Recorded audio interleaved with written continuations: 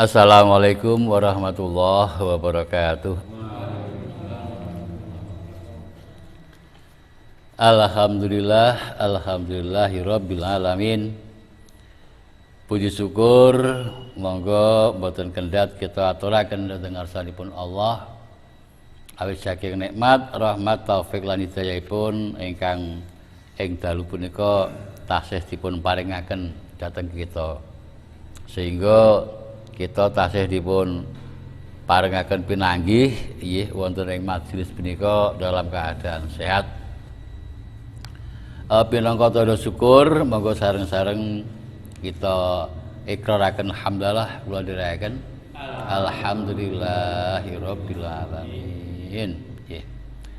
Shalawat salam mugi Allah tansah netepno dhateng junjungan kita Nabi besar Muhammad sallallahu alaihi wasallam ingkang saestu kita antu-antu kita tenggo menggah syafaatipun benjang ing dinten kiamat. Ingkang salajengipun ugi monggo kita manfaataken wekdal ingkang tasih kita tampi wonten ing kesempatan menika nggih. Alhamdulillah kita sampun lumebet wonten ing hadis yang kelima, ya. Hadis yang kelima, ya, masih seputar dalam kita apa menika sinau bareng bab sobar, ya, bab sobar. Memang sobar adalah cabangnya banyak, ya, utawi bentuk atau contoh-contoh yang dikelompokke kilo-kilo termasuk uji coba atau uji dalam kesabaran. Iki lho termasuk juga bagian dari puncak kesabaran. Iki lho wayahe sabar dan seterusnya. Ini ya termasuk wonten ing ya hadis di atas ya, yang kita sampun kita napa niku kaji bareng kala wingi pilih ya yang namanya sabar ya itu memang kepada siapapun kadang sempat menunjukkan kejanggalannya bahwa orang itu kok nampak tidak bisa sabar ya padahal dia adalahnya itu namun dilihat dipersani dari keberadaan orang itu. Padahal yang namanya sabar itu mungkin namung saged dilihat ya, dari napa nggih pancaran imannya, pancaran takwanya kepada Allah. Mboten mergo pintere, mboten mergo sugehe, mboten mergo ya yang lainnya. Tapi sabar itu akan nampak mengke ya, sebagai pancaran dari kandel tipise imannya seseorang. Ngoten. Mbok wong iki ya miskin, bodho ya dan ora dipangkat apa-apa, tapi imane kandel, imane kuat. Bentuk kesabarannya itu muncul di dalam setiap apapun. Ya mestine sesuai kalian ya keberadaannya gitu. Nah, termasuk ya contoh kalau wingi yang namanya Fatimah wae lho. Nih putrane Nabi lho. Ngadepi ya bapake gerah kayak gitu seakan-akan kaya ngrutu. Kaya ya piye dibilang nek menyesal ya ora tapi sambat lah ya, sambat sebut mungkin gitu. Ngopeni bapake utawa ngurus bapake padahal bapaknya Nabi. Iki saja sempat terucap seperti kaya sing tak aturke kalau wingi ya. Ini walah bapak sakit, padahal cuma begitu. Iki wae nek cara putrane Nabi ukuran kaya ngono kuwi wis dibilang ya nggih, dibilang kesabarannya kurang. Ngoten. Padahal mung ya matur wae mung ya berucap, aduh bapak sakit. Ya, ini. Nah, mula ukuran sabar itu menurut saya ora iso diukur dengan yang lainnya kecuali dengan ya iman. Nah, ingkang menika di akhir hayatnya Nabi itu sudah sering kita mirengke ya bagaimana ya, Nabi di akhir hayatnya, sahabat-sahabat di akhir hayatnya Nabi ya, bagaimana dan seterusnya ya, itu akan muncul, akan timbul, akan nampak ya bentuk-bentuk ya kesabarannya. Apalagi sewaktu Nabi itu menawarkan ya siapa yang masih merasa ya aku punya hutang kepada kalian, tolong sampaikan. Kalau enggak yo sopo yang merasa ya belum rela dulu aku sakiti mungkin ya nih aku mungkin masih punya hutang kepada sahabat-sahabatku tentang apapun ya. Enek sahabat sing matur sing madeg bahwa mengatakan bahwa Nabi ya sempat menyakiti aku sing aku dereng nate bales. Nah, dereng nate. Ini wah sahabat-sahabat muncak ya, wae sing wus muntap saya yang namanya Umar bin Khattab ya, pedangnya langsung sereng ya. Ini ya karena apa? Si orang tersebut, si sahabat tersebut menceritakan bahwa dulu pernah dicambuk oleh Nabi ya. Waktu itu ya, dia tidak pakai baju dan seterusnya nganti teko ya, mau rumangsane Umar ya, sahabat tersebut akan balas cambuknya Nabi. Padahal orang tersebut tidak sampai sana. Ya, ini tidak sampai sana. Dia cuman memang mungkin Allah ini ya. Allah menunjuk sahabat atau menunjuk hambanya seperti itu ya, dan Nabi sewaktu saat itu biar menjadikan satu pelajaran bagi sahabat-sahabat tersebut. Itu loh yang namanya ya kesabarannya Nabi seperti itu. Itu loh yang namanya sahabat yang seperti itu. Taatnya ya, setianya, loyalitasnya tinggi ra umum. Dan dibuka ke baju tenan, kayak ke cambuke tenan, ya apa yang terjadi? Napa sih jadi cambuk Nabi? Enggak kan? Ya, justru disikep ya, diciumi badannya semuanya ya. Ini karena apa? Dia kepingin ya ini bersentuhan dengan Nabi, mencium Nabi. Bahkan menurut hadis dikatakan Nabi bersabda ya, siapa yang ya pernah ya jabat tangan, pernah bersentuhan, pernah ya ini dengannya, itu besok akan bersama di surganya. Padahal orang itu belum pernah. Akhirnya itulah yang diharapkan. Bukan harap mencambuk, harap balas boten. Nah, tapi sahabat-sahabat yang lain kan iya wes sing sabar ya mung nangis, ya Allah sahabatku iki piye, dulurku iki piye, wong Nabi lagi seperti itu kok malah nangis. Tapi yang lebih lagi Umar ya wes kaya arep bleh-bleh wong kae ya ini itu. Bila monggo yang namanya sabar bisalah untuk kita bisa belajar mengendalikan ya, walaupun sarana ujinya itu luar biasa macam-macam ya, tergantung kita ya, tergantung kita yo mestine kaya awake dhewe iki ora padha karo si ulul azmi ya nggih.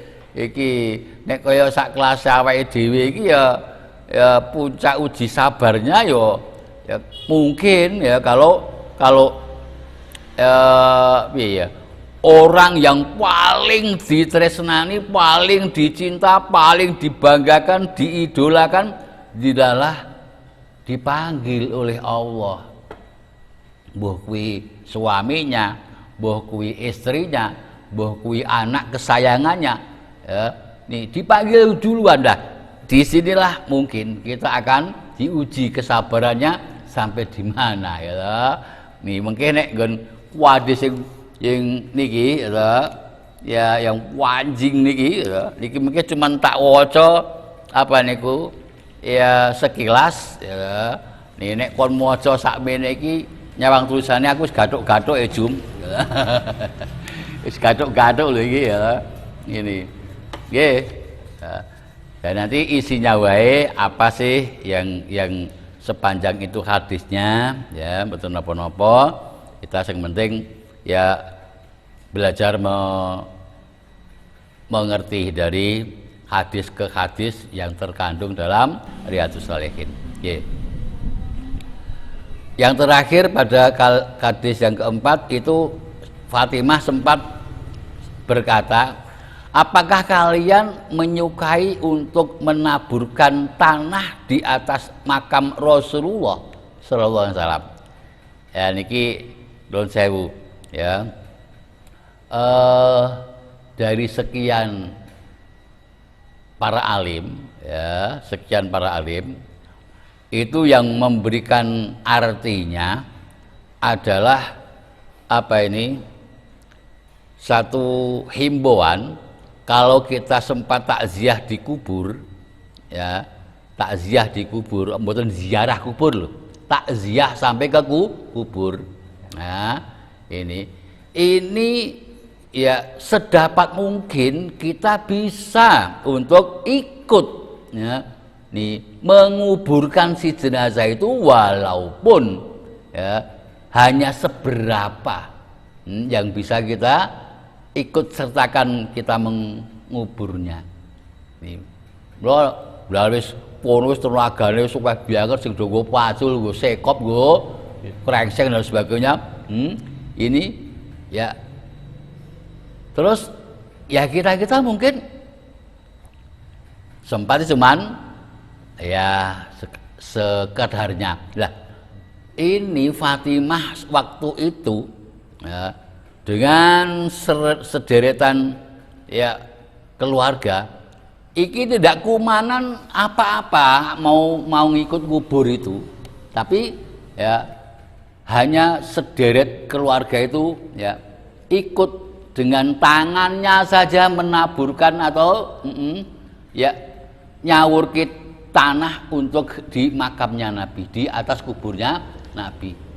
Padahal mereka berusaha keras untuk bisa ikut ngubur. Nah, untuk ini asline kan nggon hadis iki ben pun nate kula aturke sing sapa wonge takziah sampai dengan ya nguburnya ini kan pahalanya 2 kirot. Banget nggih.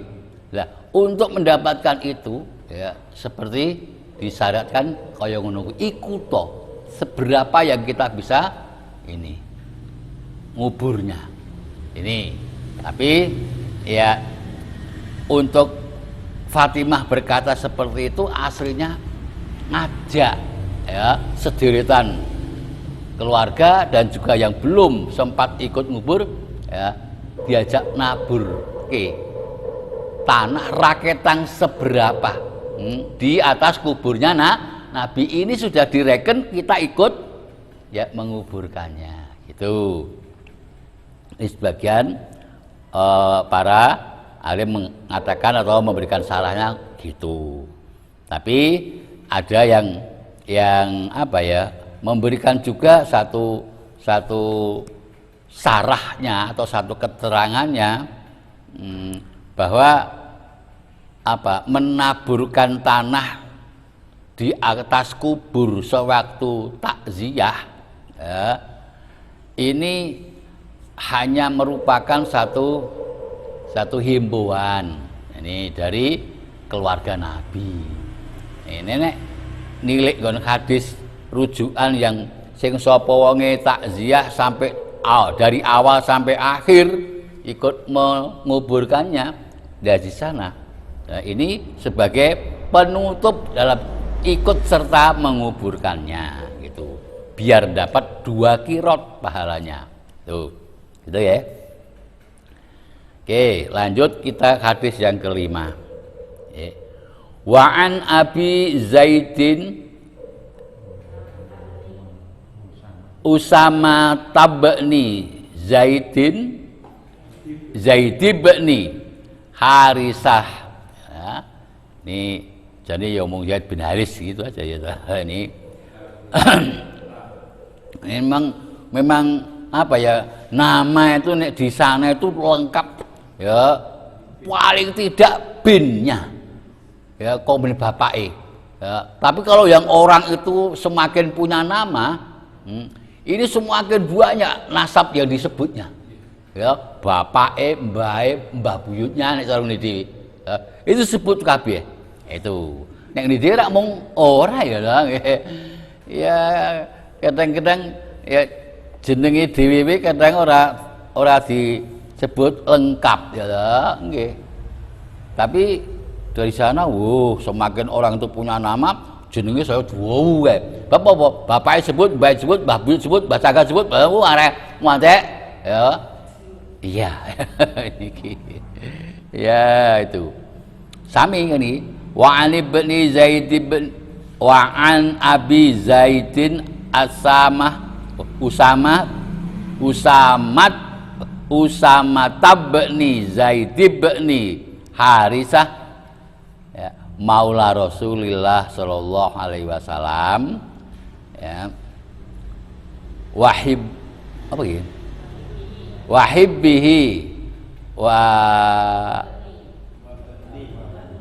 bani hibbihi radhiyallahu anhuma qala ya, arsalat bintu Nabi sallallahu alaihi wasallam inna bni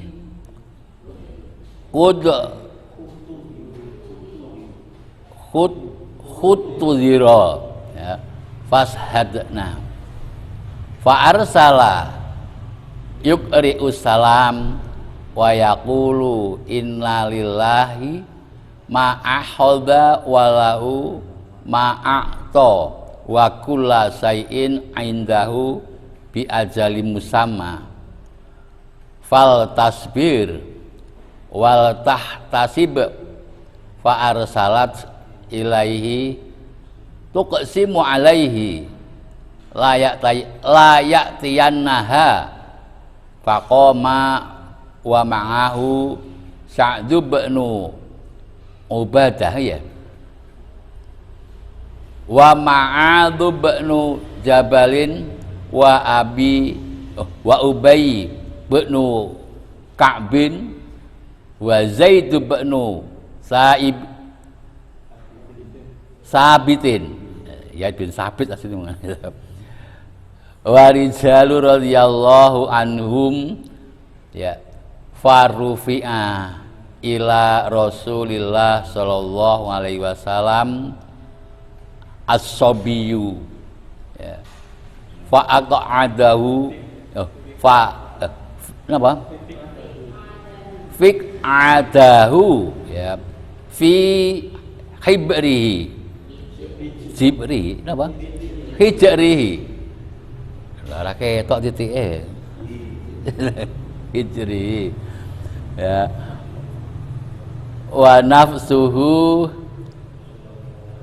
tataqau ya faqasat ainahu faqala Sa'd ya Rasulullah ma hadza faqala hadhihi rahmatan ja'alaha Allahu ta'ala fi qulubi ibadi fi rayati fi qulubi min man sa'a min ibadi. Wa innama yarhamullahu min ibadi ruhamau. Ya. Oke, niki disimak mawon ya, artinya mengke dari sekian kalimat yang perlu kita aturaken kejelasannya, monggo ya. Dari Abu Zaid Usamah bin Zaid bin Haris ya, dia adalah dikarepke sing kairi dhewe niku ya. Ini napa terah sing menika disebut niku ya Haris niku ya. Nggih. Zaid bin Haris niku anu mriku sing dhuwur mriku ya, sing dhuwur. Dia adalah pelayan kekasih dan anak kekasih Rasulullah. Zaid bin Haris itu ya. Ia berkata, salah seorang putri Nabi Shallallahu Alaihi Wasallam, ya dimaksud seorang putri Nabi itu ya adalah istri Nabi, ya, istri Nabi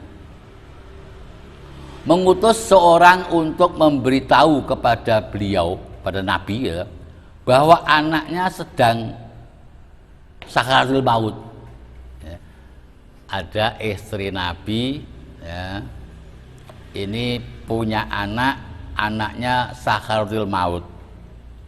Ya.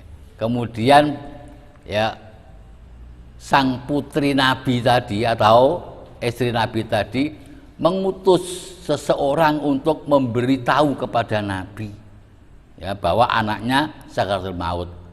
Maka ya, kami diminta untuk datang. Artinya ya si diutus karo sing dikersake niku Nabi niku wau, maksudnya Nabi suruh datang. Kemudian ya beliau hanya mengirim salam. Setelah sing diutus niku matur, Nabi ya nih putra nih istri panjenengan ngono lho, putra panjenengan nih sakit keras, bahkan dibilang sakaratul maut. Niki Nabi disuwun tindak mriko. Ngono nek cara Jawane. Ya, cara Jawane gitu. Tapi bagaimana? Ya, kemudian beliau hanya mengirim salam serta bersabda, sesungguhnya sungguh menjadi hak Allah untuk mengambil dan memberi, dan segala sesuatunya telah ditentukan di sisi Allah. Ini asli nih, ini contoh bentuk kesabaran yang Nabi nih ya. Ini Nabi dikabari anaknya meninggal itu jawabnya seperti itu kok. Nek awake dhewe apa kira iso gitu. Ya. Gila. Jadi Nabi ya seperti itu ngendikane Jabir, ya udah aku titip salam. Ya, aku titip salam. Dan piye ya seraya Nabi ngendika ngerti yo. Nah, ini adalah hak Allah. Allah itu berhak ngambil, ya berhak memberi ya, dan ya semuanya itu telah ditentukan di sisi Allah. Jawabnya gitu. Ya, lah jawaban yang seperti itu ya, apa?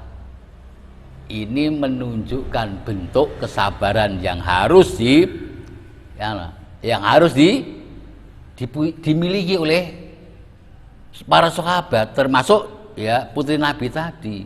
Ini sebab yang terakhir, maka hendaklah kamu bersabar, atau maka hendaklah kamu sabar dan mohonlah pahala kepada Allah. Ini kira-kira Pak Parjo bisa enggak ini? Nah, ya dikabari seperti itu, malahan ngendikane seperti itu. Oh Nabi kok ya, ini contoh yang pol ya seperti itu. Ya udah, kui hak prerogatifnya Allah. Allah itu yo maringi, yo mundut, itu sudah ditentukan ya. Nih oleh Allah. Kapan saja itu ketentuannya Allah. Ya udah, kamu sabar saja. Ya, berdoa wae, mohon kepada Allah ya, untuk mendapatkan pahala yang memelihara anak tersebut. Mudah-mudahan anaknya juga menjadi tabungan di sana.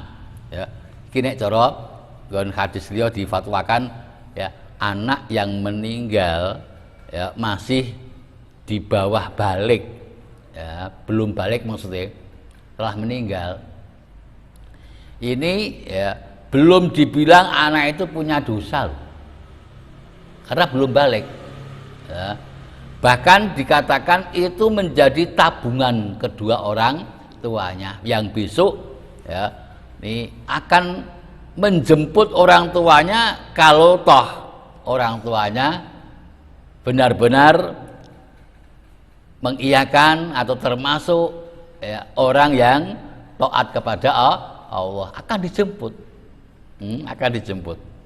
Ini dalam satu hadis ya, walaupun hadisnya hasan, tapi yang sahih pun juga mengatakan seperti itu kok ya, dijemput kalau orang tuanya soleh dan solihah itu ya. Ini maka Allah dawuh seperti ini ya. Ya udah berdoa saja, mohon pahala kepada Allah. Kemudian orang itu disuruh balik, sudah kon balik kono matur seperti itu ya. Setelah sampai di sana ya setelah sampai di sana ya matur karo ling ngutus lho ya. Ini kemudian apa ya, orang itu disuruhnya kembali menghadap Nabi seraya meminta dengan yang disertai dengan sumpah agar beliau berkenan hadir. Akhirnya apa ya, utusan tadi ya bali meneh seakan-akan ya kedatangan Nabi atau kehadiran Nabi ya dipaksa oleh putri Nabi tersebut. Pokoknya piye supaya Nabi ya iso rawuh rene dengan ya nek cara ngene dhewe ngono ya, kok dengan bersumpah itu sumpah yang bagaimana? Nah, iso ra iso pokoke Nabi suruh nggih disuwun hadir, disuwun rawuh. Nah, setelah bersama ini ya ternyata ya Nabi tidak bisa untuk tidak datang, tidak bisa. Karena dengan ya sumpah yang seperti itu mungkin ya, atau sumpah yang lainnya ya, di sini tidak dijelaskan sumpah itu sumpah gimana ya. Ternyata Nabi juga ya kepareng rawuh, bahkan diikuti oleh para sahabat. Ini dijelaskan ya, ini bersama ya Sa'ad bin Ubaidah, Mu'adz bin Jabal, ya Ubay bin Ka'ab, Zaid bin Sabit, dan banyak lagi sahabat-sahabat. Setelah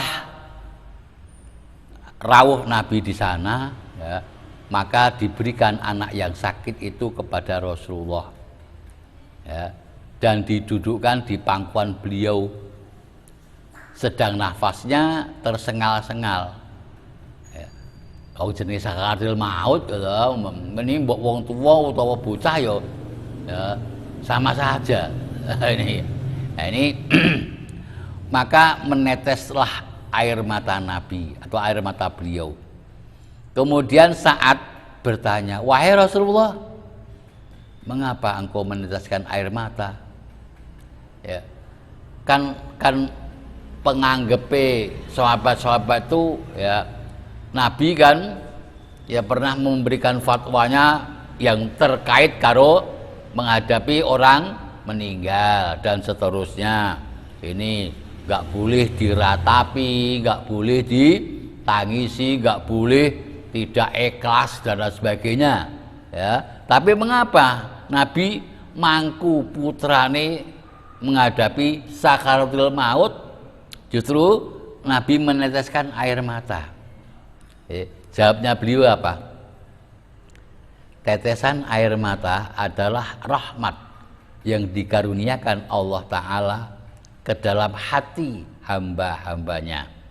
Ini ya, maksudnya iki manusiawi, seorang ayah ngadepi anake sakaratul maut ya, ini meneteskan air mata itu bukan kok tidak rela, bukan kok meratapi ya, tapi ini bentuk kasih sayangnya ya, bentuk kasih sayangnya seorang ayah kepada anaknya. Kalau ngendikaken Nabi seperti ini ya, tetesan air mata adalah rahmat yang dikaruniakan Allah Ta'ala kepada ke dalam hati hamba-hambanya. Ini bentuk dari kasih sayang maksudnya. Rahmat itu kasih sayang. Nih. Atau kepada hamba yang dikehendakinya. Dan sesungguhnya Allah menyayangi hamba-hambanya yang mempunyai rasa sayang. Nih. Jadi ya Nabi mangku putranya sakaratul maut kemudian meneteskan air mata itu bukan kok ya, meratapi ya, matinya si anak, enggak ya, atau menunjukkan tidak ikhlasnya, enggak juga ya, tapi Nabi menunjukkan kasih sayangnya kepada si anak tersebut sehingga ya meneteskan air matanya. Maka Nuwun sewu, yang namanya tangisan di saat kita ngadepi mungkin keluarga, mungkin sahabat, mungkin ya sedulur dan lain sebagainya meninggal, itu monggo kita harus bisa, kita harus tahu ya, yang tidak boleh itu tangis yang kayak apa ya, tangis yang diharamkan ya buat si mayit itu tangis yang kayak apa. Ini gen kados kala ben nate to awake dhewe ya ngerembug itu ya. Ini bukan apa ya? Tangis seperti apa yang dilihat oleh si saat kepada Nabi meneteskan air mata, itu bukan tangis yang diharamkan ya. Ini tapi yang diharamkan itu tangis yang meratapi ya, meratapi pun tinggal bapak itu, wala Pak aku melu sapa Pak ya, iya aku melu sapa, aku serandi Pak dan sebagainya ya. Ini iya, wala kowe tak tresnani kok malah mati dhisik iki piye dan sebagainya ya. Ini sehingga tangisnya luwes ya meratap atau ya kayak menunjukkan ketidakikhlasannya ya. Ini ketidakikhlasannya tidak terima, saya malah diikuti dengan ucapan-ucapan atau ungkapan-ungkapan sing ditujukan kepada Gusti Allah ki piye, Gusti Allah ki apa ora pirsa apa piye, wong genah fulan ki sing tak tresnani gantilane atiku ya. Lah kok malah dipundhut dhisik, bangane dhekne dipundhut, ya Allah mbok nggih kula mawon ya. Ini tangis yang diharamkan oleh Allah ya. Wong kersane Allah ki ya manggil si fulan kuwi kok ya, malah sing duwe fulan meratap seperti itu ya, nangis yang seperti itu, itulah yang diharamkan. Nih, apalagi ya nek gen kados kolomben ya sewaktu kita ngantarke jenazah ke kubur ya, jangan sampai meneteskan air mata ya sampai dengan di tanah kuburnya ya. Ini bukan ya apa ya, dikatakan bukan hanya haram tapi justru ya nambahi siksane ya di alam kubur, ada yang seperti itu ya. Ini ampun ya, ampun, kita harus bisa mana sih tangis yang diperbolehkan dan tangis yang tidak diperbolehkan. Tangis yang diperbolehkan itu ya bukan tidak ikhlasnya ya, tapi bentuk kasih sayangnya kepada si mayit yang diperbolehkan. Ya, bahwa kita bisalah untuk apa ini bedake, ya bedake. Tangisku diharamkan oleh Allah apa tangisku diperbolehkan oleh Allah. Ya kalau cuma nangis sebatas bentuk kasih sayangnya, orang ngantek meratap ngantek boleh, iya ngantek dieling ke sapa-sapa ora elingan lho ya ini. Wis kabeh wong sak donya wong sak RT melu ya ngelinge kabeh enek mung nangis sesra karang iso ditulung ya. Ini namanya haram ya nangis yang diharamkan. Enten mboten sing ngoten niku. Kathah. Lah ya kathah ya. Kathah. Lho engko nek enek dan kene ya dan ini. Iya. Wangisi ya sing wis dikubur dilokke nabi barang malah nabi wae diwangsuli kowe ora ngrasake ya, musibah yang ya, saya terima ya bisa wae ya, omong kayak gitu ora ngrasake ternyata ya yang ngelekke aja mbok tangi seperti itu padahal yang ngendika ngono kuwi nabi ya kita ngono nabi lho iki lho wong nek lagi seperti itu kadang-kadang mbok dituturi to diomongi sapa ae kadang-kadang wis ora ngerti kok ya ora ngerti sapa le omong kuwi ngono kuwi ora ngerti ya dan dikandani karo ya ini orang lain sing ngendika ngono kae mungkin nabi yo kowe kok malah jawab kaya wah bingung deh, lari goleki nabi. Mungkin nggih kan sing kira eta tadi, ya. Nih. Singgon hadis dawa niku ketoke. Insyaallah kita lanjut minjang. Assalamualaikum warahmatullahi wabarakatuh.